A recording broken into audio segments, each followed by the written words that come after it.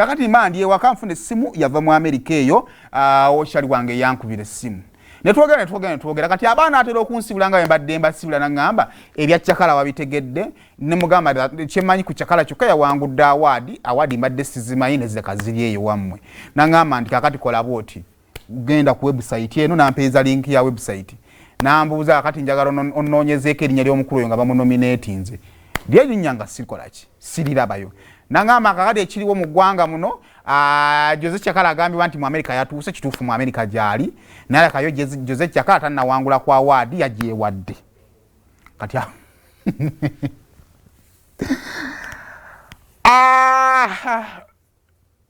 kale naye atera abantu kyalaze omanyi nga tuvudde omanyize sitamye kwagala kwesiba ku nsonga enfaananyanga mu logo yagyeewadde nakye nayagadde kiri kimu we batadde award ya Jose Chakala abantu abaagaliza Jose Chakala okuwangula award eyo bangi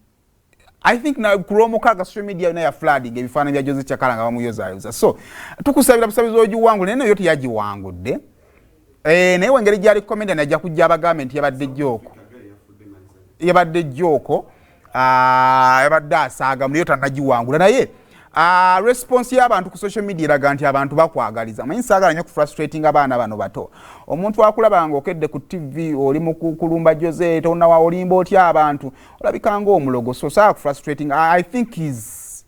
wetuka ku TikTok talents ze tulina essaawa zino y'omu ku babadde consistent for some good time kuvanga bwe yatandika okikola kyongera kukula so let's not frustrate him kirabikanga ekyobuto kirabikanga ekyomutima omubi yakikozi yasoose waliwo yatugamba tagenda kuddamu kwesimbawo ne yeesimbawo nga ye temwamutta Jose yeewadde bwe award nemuddako tetumufrustratinga kitegeeza nti is hopeful alina byayagala okutuukako mu bulamu alina byayagala okufuna mu bulamu ayagala okufuna ku award zifaanaganako bwe zityo so tuwongere kumusupportinga aziwangule and the good thing bannayuganda bamwagaliza aziwangule wabanga obadde onyula bu video wa Jose Chakala kiki kiwali omuwadde mwongere kumusupportinga award yagijje neno yote yagifunye nesi kibisi ekisingayo obungi si ekisembeddeyo ddala okumuddako mukalakata okumufiirako nze yegundi yange Paziyani